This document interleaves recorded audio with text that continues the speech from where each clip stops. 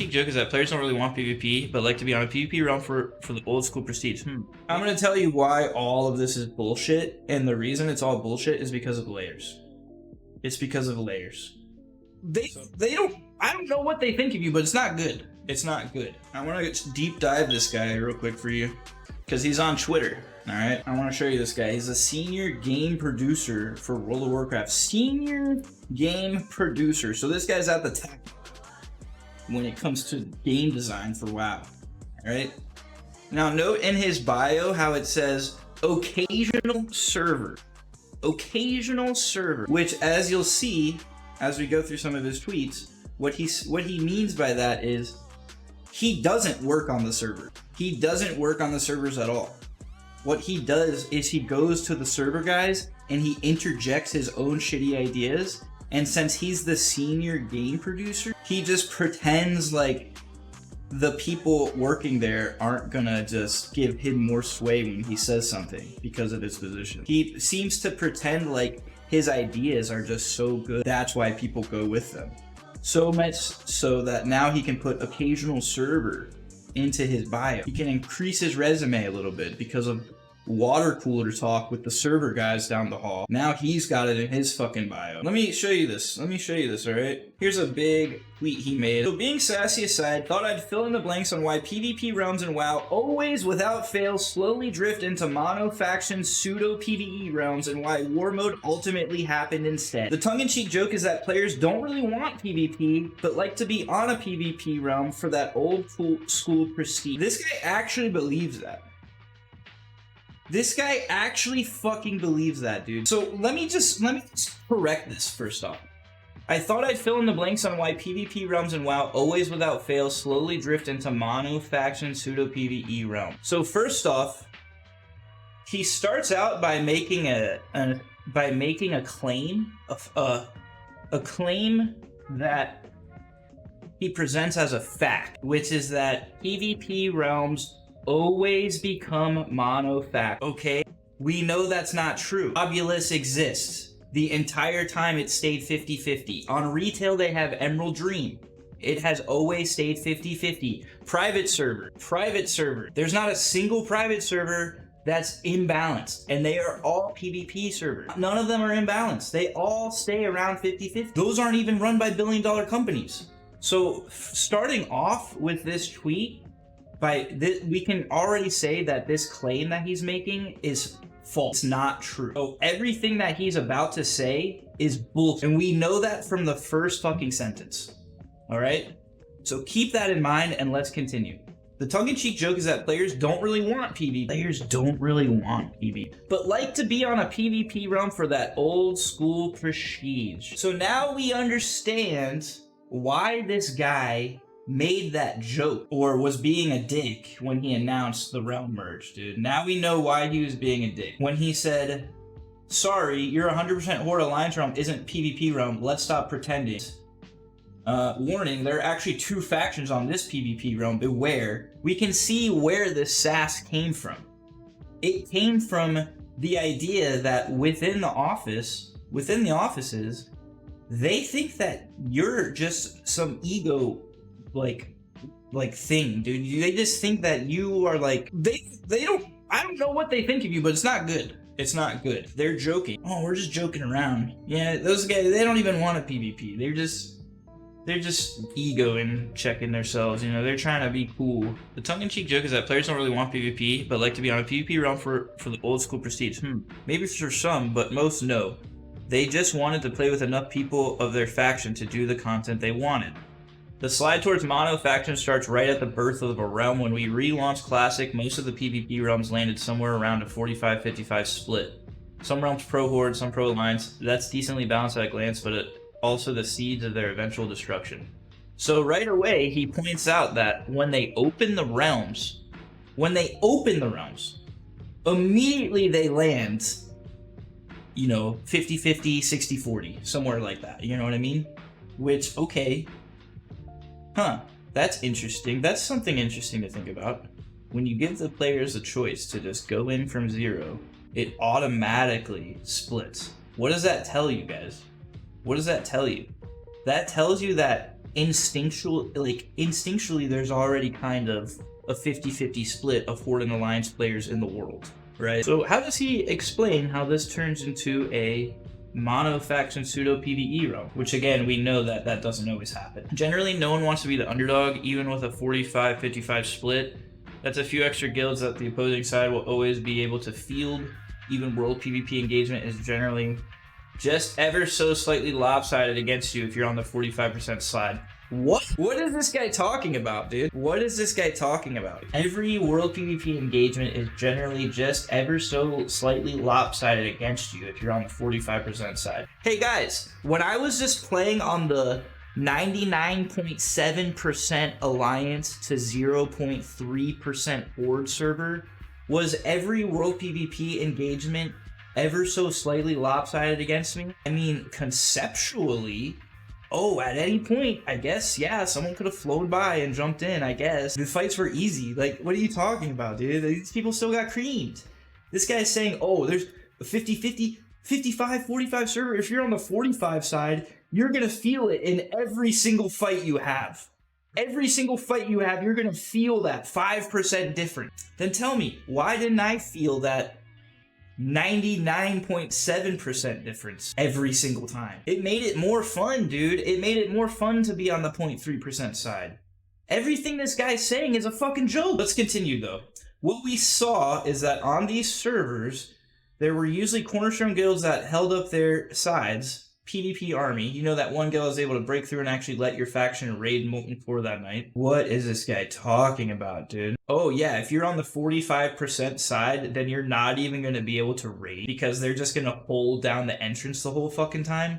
What is this guy talking about, dude? Eventually these guilds would get tired of the slog, and it only takes one of them to decide to move to a realm where their faction isn't the underdog, and there would be a big swing in the balance of power around the PvP hotspots. That would trigger a much quicker exodus of the remaining serious raiding guilds who don't want every raid night to get blocked by the opposing faction. So because of a 5% faction difference, raiders don't want to raid anymore unless they're on the server where when they do raid night, they're the ones who are winning at the summon stone. Think about this situation this guy is talking about right now, dude. When picking a new home, you don't pick yet another realm where you're slightly outnumbered. You pick one where you slightly outnumber. You've had enough of the crap. This pushes the destination realm more out of balance, and the smaller faction there goes through the same process. This is actually bullshit, bro. As we watch Classic go through vanilla, TBC, this process accelerated because while doing Sunwell dailies on a contested server where you aren't the big dogs sucked. By the end of TBC, almost all the PvP realms were mono-faction, not because people didn't want to PvP, but because they didn't want to be on the more often than not losing side. There were no balanced realms to go to, so mono-faction PvP it is. That's for the old realm. That was also the old realm caps. We massively increased realm ability to accept players, so this is irrelevant now. We have older classic style realms balanced and requeued versus mono-faction realm queue, and there's switches. This is exactly what happened to mainline WoW and why PvP realms ultimately were removed and war mode created. Oh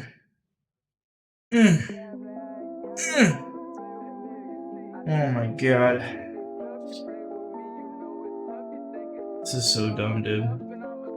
Fun fact.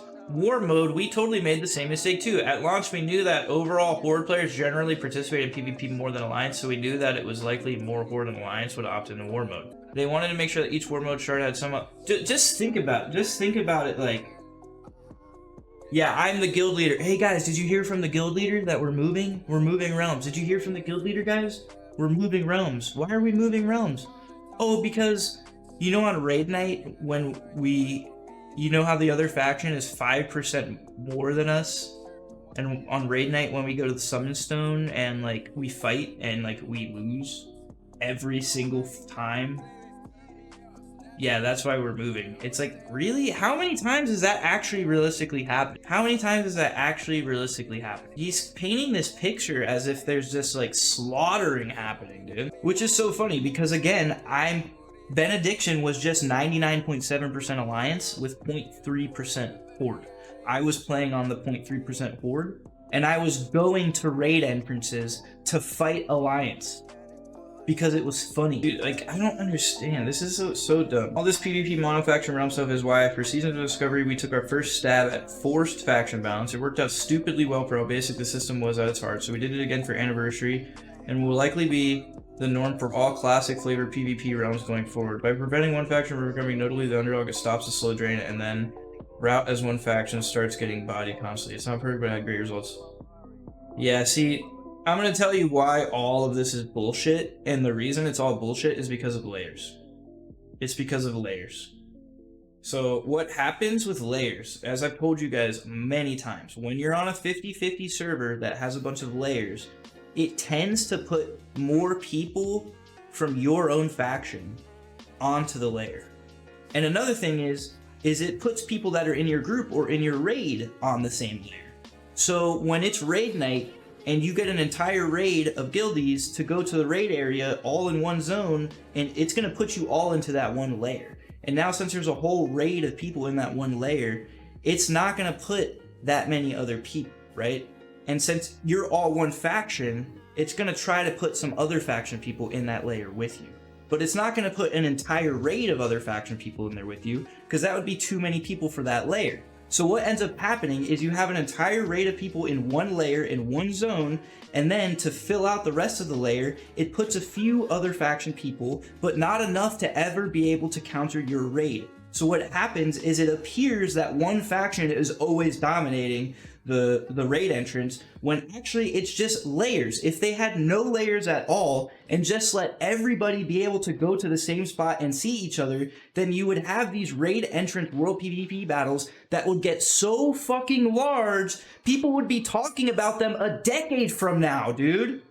But that doesn't happen. People are still referencing times that happened back in the day, or that happened on private servers. It doesn't happen now because of fucking layers, dude. And this guy's talking about this issue with faction imbalance and mono faction. But notice how he's only talking about it during an era of WoW that has a fuck ton of layers. He's not saying that this happened back in OG MoP. He's not saying that this happened back in OG Vanilla. He's only saying that this is happening now. He's completely missing the fucking point. And this is the senior game producer, dude. He's full of fucking shit.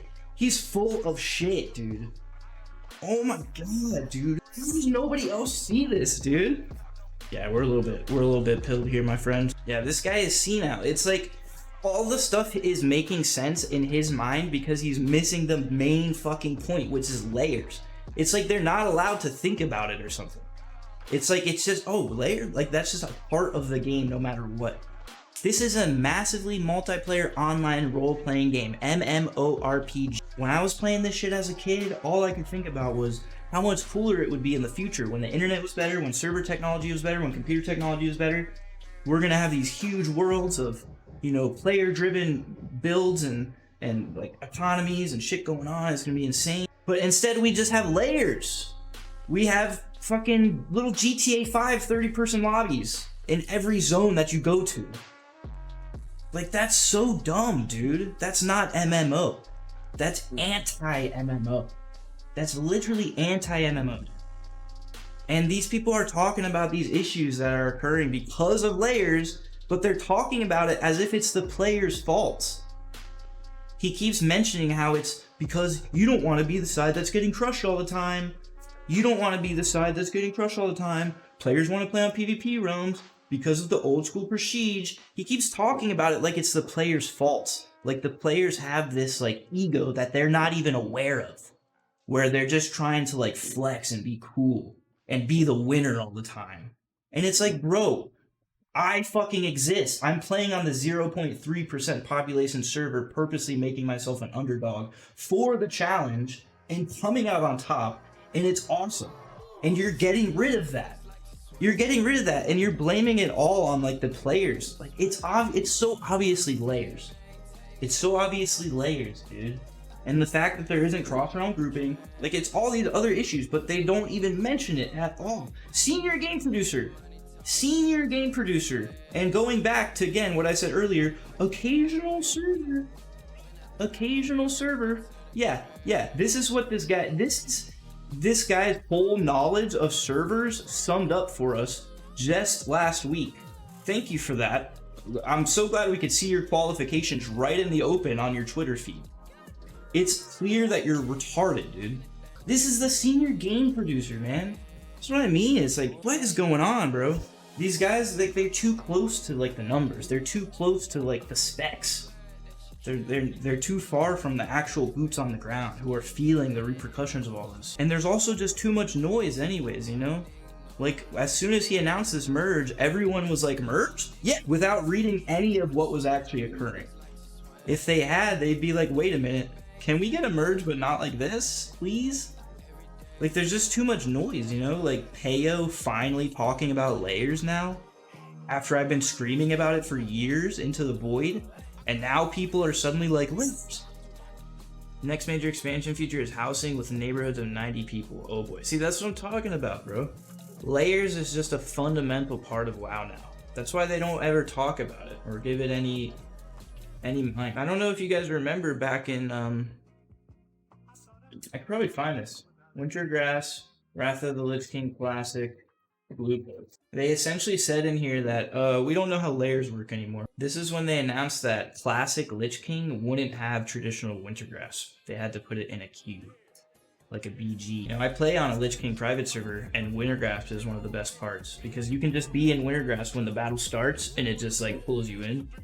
And when the battle ends, you don't even realize it ends because you're just still in the zone PvP. There isn't like a scoreboard that pops up and then a leave battleground button, you know what I mean? Like, I've been in Wintergrass, in a World Wintergrass battle, and then not noticed that it ended. And then just kept fighting. And then I notice it ends, but just continue to fight. And then lose track of time, and then the little pop-up pops up. The Wintergrass is about to start again. You want to join? And I'm like, holy shit, it's been 3 hours of just playing in Wintergrass World PvP? It's crazy. But Wintergrass in a Classic, Lich King Classic, was completely broken, dude.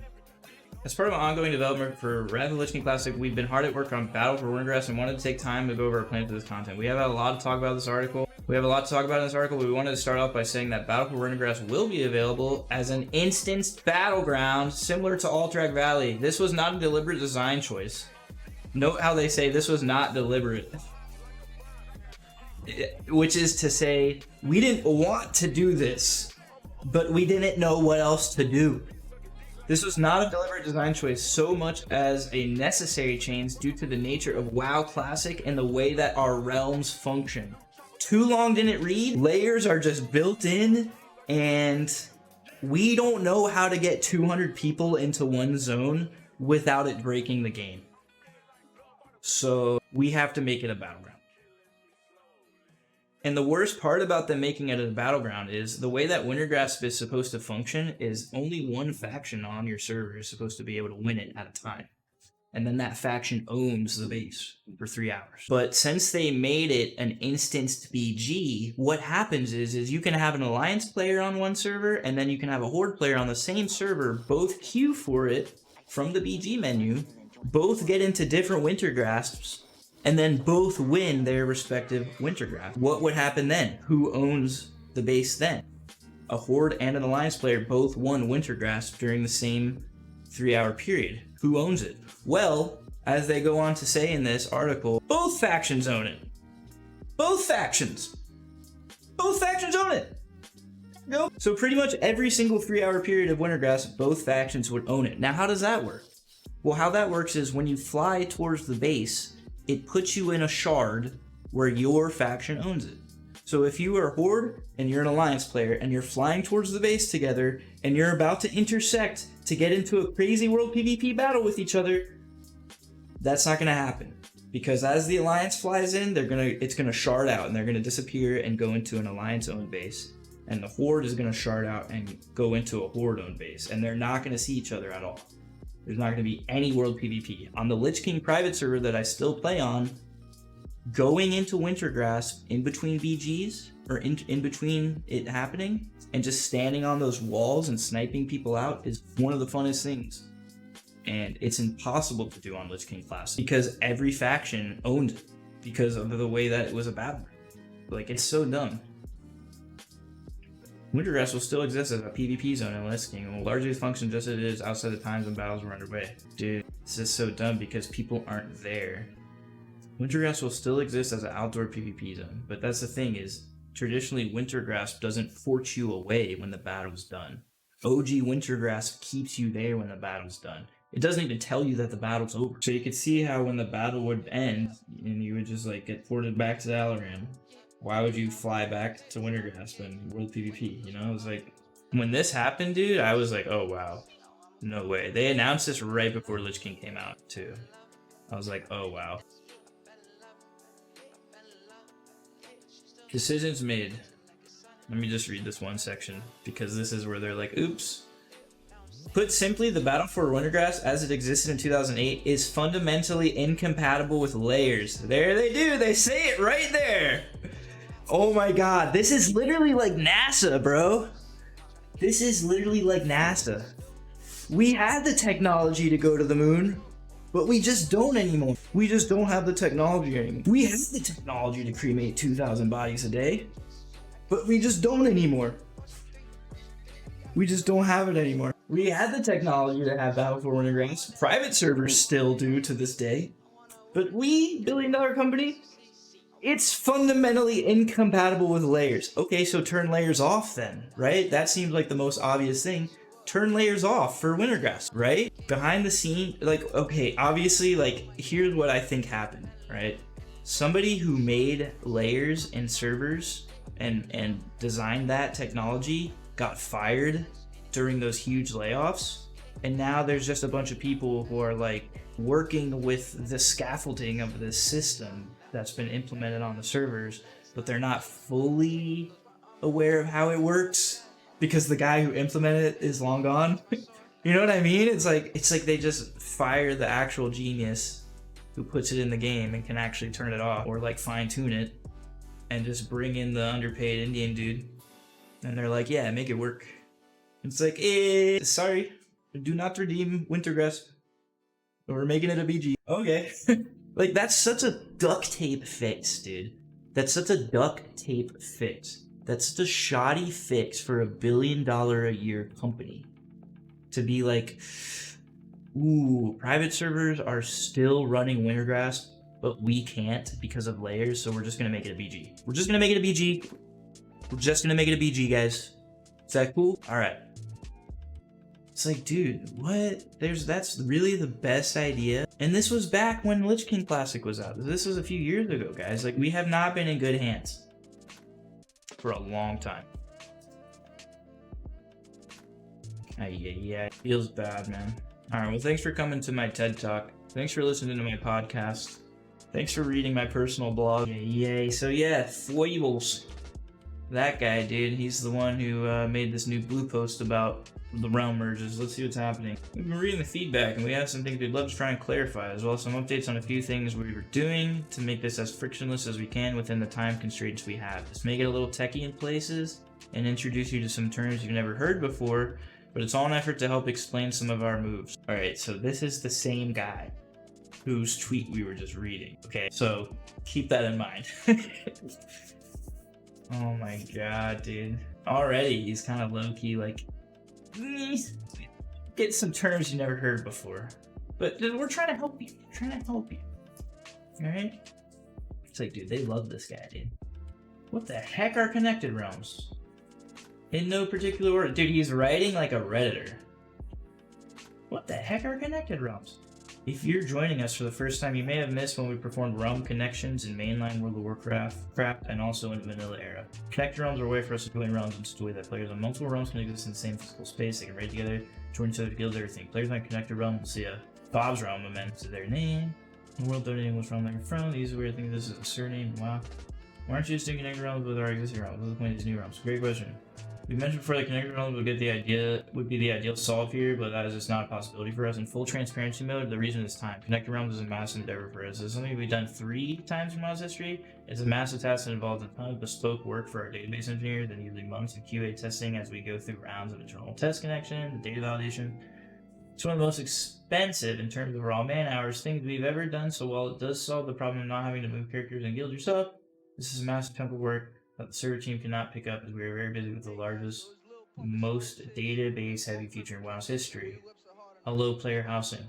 I understand this isn't likely the answer. I understand this isn't likely the answer you would like to hear, but hopefully some transparency as to why helps. Yeah, people aren't asking this, actually.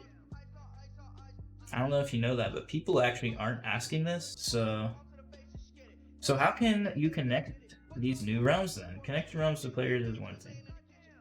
The development team connecting realms will probably involve moving around, manipulating a massive amount of player data, but the other part of connecting realms involves something we haven't spoken about publicly, which is virtual realms. The pro-connected realms, the old realms become virtual and are now hosted by a native realm. This means they no longer run their own hardware, they run the native realm's hardware. Right. These virtual realms can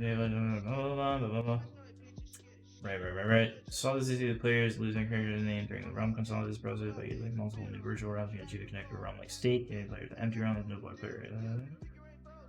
Okay, we dropped a lot. I mean, it seems like it would be easier just to add, like what he just said about connected realms being like a surname, thinking of it like a surname. It seems like the easiest thing instead of doing all these virtual realms to keep people's names is just to hardwire their old realm as a surname into their name so that every name is unique. Jeez, that took 5 seconds of thought. Like, what are these guys doing? Like, I don't understand, bro. We dropped a lot of new terms and tech names that you've not heard before, so the shorter recap is, these new realms are pre-connected and importantly totally empty to players. This means we can avoid this large chunk of work that we can't facilitate for you. Yeah, no one's asking about this shit, dude. This is not what anyone's asking. Realm consolidation FAQ. Everyone wants to know about the MoP realm merge, and so far I've read a page of fucking shit that no one's asking about, dude. Are you kidding? And like not many people that exchange unique environment first. Probably just reach a state where no one is having fun anymore. We'll take action off and pre-transfer off, but we would like to wait and see how things settle first. See what I'm saying, dude? You see what I'm saying? We're literally in an experiment. We're literally in a fucking experiment right now. And judging by how this guy is viewing the data from the tweet of his that we read, 5% faction imbalance can make entire guilds move server because of raid night troubles. No mention of layers, no mention of how bringing a whole raid of people is going to cause only a few other faction people to be there to defend themselves. No mention of that. Like, it's so ridiculous, dude. So he thinks that players aren't having fun, but he doesn't know what that means. Clearly, he has a very twisted idea of how to gauge what kind of fun players are having, dude, or if they're having fun. Because we saw from his tweet that he so proudly posted a whole fucking book on that he seems to have a handle on this stuff. That he seems to have his finger on the pulse of what people are feeling.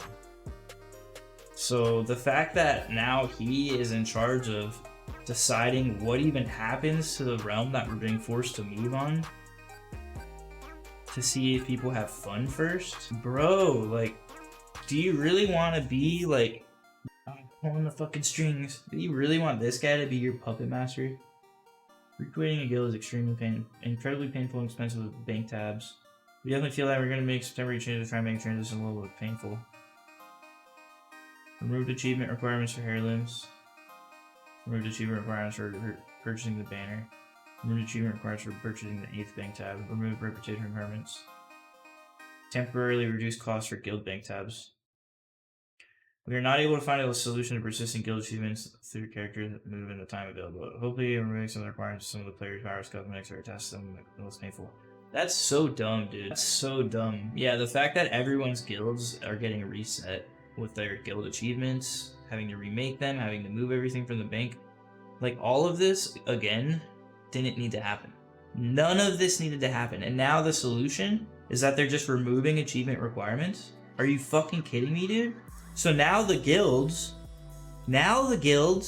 that worked hard to get their fucking guild achievement and unlock their pant heirlooms that can go into trade chat and say, hey guys, we're one of the few fucking guilds that has heirloom pants. Do you want to join us? Now that doesn't fucking matter. Your hard work and effort doesn't matter because now any guild can come along and just get everything for free. That's a solution. And that's a solution, by the way. Oh my god, dude. This is crazy. None of this needed to happen. Again, all they needed to do was get rid of the dead realms and give a few hundred people on the dead realms transfers. Not every single person who plays transfers. That's crazy, dude. And then keep the populated realms imbalanced as they are, but turn cross-realm grouping on. So that people can group with people on other realms. What the heck, dude? That's one step closer to the connected realms that you're spending all this time talking about, even though no one asked. It would have been so much easier, dude. Thanks again. Thanks again for coming to my TED Talk. Let's see, is Blizzard hiring?